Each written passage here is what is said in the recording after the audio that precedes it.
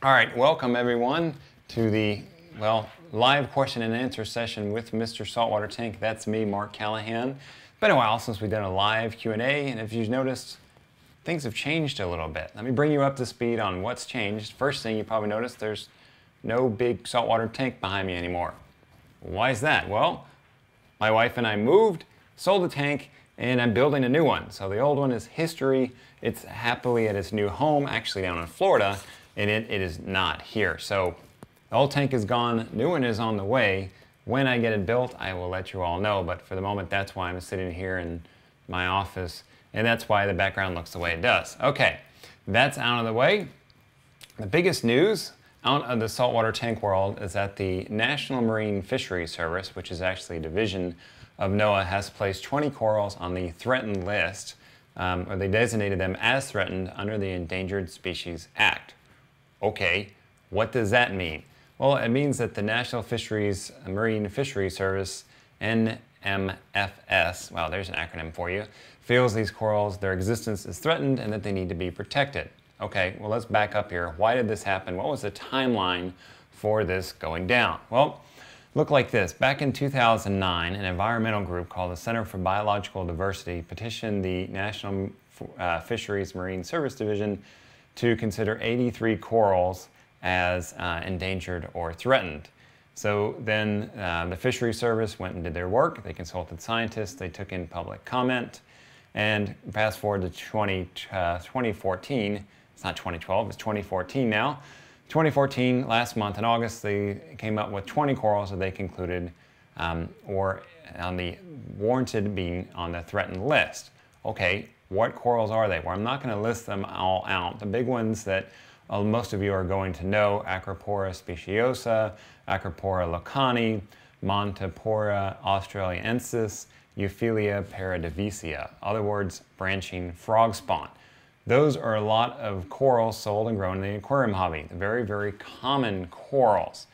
Okay, the question I'm sure a lot of you are asking is, what does that mean for you as a hobbyist? Well, at the moment, nothing, no decisions have been made. There's been no rules handed down. However, if we look at past events, the National Marine Fisheries Service always issues restrictions on threatened or endangered species. They always hand down some kind of ruling. So if it hasn't happened yet, we very much believe that it will happen. Therefore, selling these corals would become illegal. If you did want to sell them, you would need a permit, which could take a while to get if you even got them. We could not import these corals anymore. It doesn't matter where they come from. They cannot be imported into the United States. And also, taking corals across straight lines would be illegal. Okay, in other words, online commerce of selling of those corals couldn't do that. Frag swaps, selling those corals at frag swaps would be illegal. So you could not do that. Okay, so at this point, when I'm talking to people about this, they always go, okay, yeah, that's great, but they aren't endangered, so what's the big deal? Because there's threatened designation and then there's endangered designation. Well, there's threatened is before you get to the endangered level. So people say, well, it's not endangered, what's the big deal? Well, the point is that if something is threatened, then it gives the National Marine Fisheries Service the ability to extend the endangered protections to those threatened species. In other words, the National Marine Fisheries Service doesn't have to wait until a coral is designated as endangered to give it the same protection. So if it's threatened, they can say, you know what, if it's threatened, we're going to give it the same protections as being endangered. So there is a hierarchy, threatened first and then endangered, but again, if it's threatened, it can get the same protection as endangered. All right, so then you're probably saying to yourself, what about all the data out there? Is there any data showing that these corals are actually endangered? Well, there is, and the National Marine Fisheries Service, they looked over this data. Now, the data that they did look over, some of the scientists that gathered that data, that produced that data, come forward and said, this data is very old, it should not be counted for everything. It should not be counted on to form an opinion. The National Marine Fisheries Service also they based their decisions on public opinion, mainly that climate change affects corals. Okay, so then people say, well, that's great, but we have aquaculture to mariculture corals. Who cares if we can't import corals, right? We have enough aquacultured and maricultured stock, right? Well, the Endangered Species Act and the National Marine Fisheries Service doesn't discriminate on aquacultured or not. If the species is placed on the list, then all the rules apply. Therefore, will the National Marine Fisheries Service make you give up the coral that you already have? No, they're not going to come into your house and say, give us what you got. However, you can't transport them, you couldn't sell them at a frag swap, you can't take them across state lines. So again, you can see the kind of writing on the wall here. If you have it, okay, you have it, and that's all you can do with it. Now, for a lot of us, that's okay. We love our corals. We're not necessarily amassing corals because we want to sell it and try to make money off of it. We just like to have it. But if you wanted to get a new type of coral, unless your buddy had it and was willing to give it to you, well, then you're out of luck. You can't go order it online like we're so used to doing now. Now, isn't aquaculture and maricultured corals different? Well, yes, but again, the Endangered Species Act doesn't take that into account. If it's endangered, if the species is threatened or endangered, doesn't matter, it all gets the same protection. Now, this is going to be an interesting thing to watch to play out, because this isn't like we're talking about endangered tigers, where there might be 24 tigers in the whole United States in people's backyards. We're talking about hundreds of thousands, maybe 1 million pieces of coral out there. However, I'm going to talk to you about this more at the end of the broadcast about how we can steer this, or attempt to steer any decisions about this, because if we just leave it as it is, certainly sound decisions will not be made. Now, people have also asked me, they said, well, I don't like hard corals anyway. Who cares, that SPS stuff? You guys are crazy. I'm into soft corals. I don't have anything to worry about. Potentially, for now, you're okay. However, the ruling is really the tip of the iceberg, and it makes it easy to place other corals on the list, mainly due to public opinion. But a lot of people all about protecting the environment, and that includes us as saltwater tank owners. So if we get momentum behind placing corals on the threatened or endangered list, then it's very easy just to go down the line and pick them off. Also, there's no doubt that this isn't going to extend to fish. Actually, it's already happened. So the National Marine Fisheries Service is already taking public comment on if the clownfish and Banggai cardinalfish, that's that fish over there, should be listed as endangered or threatened as well. So you can kind of see what's coming down the line. Now, the point is not to be doom and gloom about this. The point is that decisions are being made without data. Now, some of you are saying, well, that's great. If we know that this type of coral is endangered, but this type isn't, aren't we safe? Well, there's a yes and a no here, because there's a similarity provision in this act that says if a specimen looks the same as one of the endangered species, then you can count it as one of those species and protect it. So if Fish and Wildlife is sitting there looking at a coral shipment, if they're at a frag swap and looking at something, and then they can't tell if this Acropora speciosa or Acropora lacani, they're just going to say, you know what, these are all the same, we're going to take it. This is really true with the Montiporas. If you go look up Montipora australiensis, you look at that, it's very hard to tell the difference between that and a monicap. Some of us can do it because we've seen enough Montipora in our lifetime, but to the untrained eye, they look very, very similar. Okay, so this is kind of where we are. The point is not to say this is where we are, what can we do? We're just going to sit here and take it. The point is to be proactive about this, and the best way that we can do that as a saltwater tank and a reef tank industry is we need to come together. You know the old saying, united we stand, divided we fall? Well, there's no better time than now for us to come together and do something about it. And what's the best way to do that? Well, the best way to do it currently is to support PJAX, which stands for the Pet Industry. Oh, I got that wrong. So PJAX is basically our association, nonprofit organization that supports the marine and the pet industry. So they're our representation group. They're the people that we can have them, we can empower them to go have scientists bring actual data to the National Marine Fisheries Service. This actually happened before when PJAX got word that this was going to be happening. We got scientists together and they gave the National Marine Fisheries Service a lot of data to support claims. Remember that the original suggestion was for 83 corals. In the end, they took it down to 20. So good things can be done. However, we have to support PJAC, and so we can have new research, we can contribute data, and we can continue to raise awareness on the issue. Now, when it comes to supporting a nonprofit, the nice thing with PJAX that we can do is you can designate any donations that you want to give to go directly into the fund supporting the marine and aquarium industry. We interrupt this broadcast to bring you a special announcement. I just got some fantastic news. MASNA, the Marine Aquarium Societies in North America, is matching donations to PJAX dollar for dollar. What does that mean? Well, if you give PJAX $20, then MASNA is going to match your $20.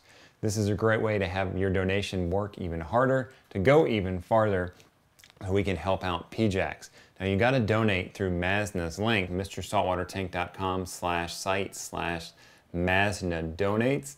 There's a link that will bounce you straight over to MASNA's site where you can donate and get your donations matched. This is fantastic news. Thanks MASNA for doing this. Donate today. Follow the link right there at the bottom of your screen. Get your donations matched dollar for dollar. This is going to help PJAX, help our cause, help bring a balanced scientific approach to this whole thing, help us keep corals in our tanks and help coral reefs as well. All of us out there want to protect the oceans. Look, we love coral. We're very fascinated with it. We're growing lots of corals in captivity, aquaculture corals.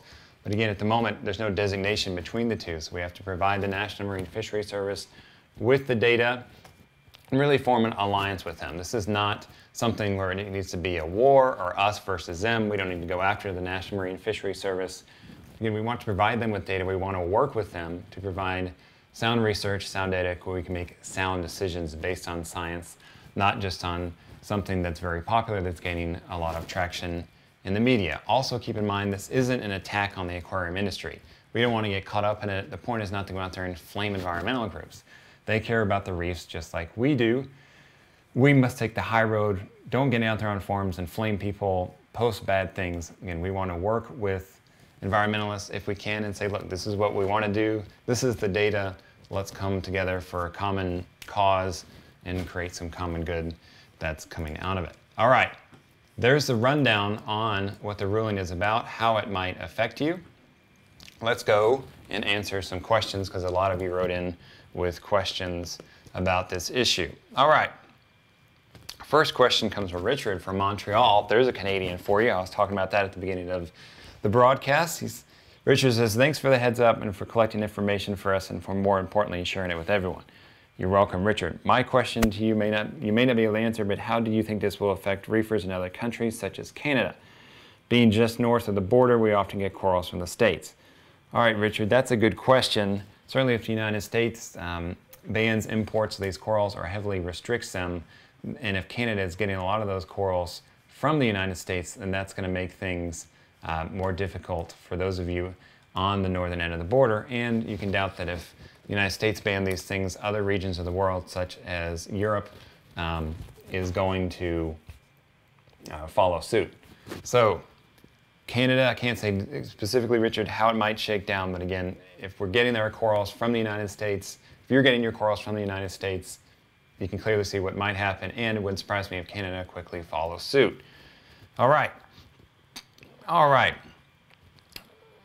So, Kelly says, are fish also at risk of being on the list? Answer that question in the broadcast, Kelly. Yeah, fish certainly can be next on the wall, next in line. The Bengai cardinalfish, the clownfish, and those are listed as endangered. If they go listed as endangered, breeding them, selling them, transporting them, all that would be considered illegal.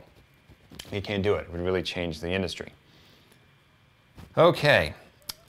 Jose wants to know, with the aquarium hobby being threatened, will the sale of resalts, additives, and supplements continue to be available for public purchase? That's an interesting question, Jose. So certainly if you can buy these salts and additives, because it's not like if you're buying those things and you're directly growing corals, very similar in states where necessarily marijuana use is not allowed, but you can go to tobacco shops, so-called tobacco shops, and buy bongs.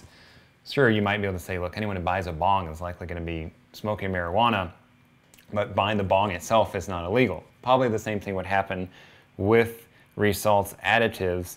You can still buy those things. Again, they would probably say not for use for growing endangered corals, and then it's up to the user. Also keep in mind, at this point, it's not like everything is illegal. Maybe we just go back to fish-only tanks and really only specific types of fish. Like, we don't know what might happen. The point is we want to help steer the legislation, not just react to it. So also keep in mind, Jose, that if a lot of these corals do go in danger and do become illegal, you can't sell them, you can't possess them, or excuse me, you can't sell them You can't trade them at frag swaps. Certainly the industry around it, sales are going to go down of equipment, sales are going to go down of aquariums. It's a ripple type of effect. All right. So Anne Marie says, hi Mark, I heard about this the other day and immediately made a donation to PJAX for the Marine Ornamental Defense Fund. As hobbyists, what else can we do? Anne Marie. Thanks, Anne Marie. All right, Anne Marie, thanks for your donation. Certainly spreading the word, spread the word about the broadcast, the show. Let your local fish store know. Let your manufacturer of the gear know. Support stores and organizations, equipment manufacturers that support PJAX. That's the best thing that we can do right now. Again, we need to come together for this. We've been talking about it for years. Like, oh yeah, we should come together. Well, a lot of times that only happens when push comes to shove. This is unfortunately how push is coming to shove at this point. All right, next question comes from Brendan. He says, if we currently have one of the corals listed, will we still be able to keep it and sell trade frags among friends online? A lot of you asked that question. So Brandon, I'm going to really answer that on behalf of all of you that asked that question. Again, if you have those corals in your house, it's not like the government can run into your house and take those things. There's a little thing about eminent domain. I'm talking with the attorneys about this. So they can't necessarily take it away from you, but you can have it in your house. You can't sell it. You can't trade it. You're not going to be able to take it to the frag swaps. Frag swaps would look vastly different. You certainly can't sell it online. All that would change. So you can have it, and that's about all you can do. Again, for a lot of you, that could be okay. You just want to have the coral. You're not interested in selling it, fragging it, that type of thing. But again, if you're setting up a new tank, you have to acquire the coral somehow. Certainly, we don't want it to all be underground in a black market type of thing.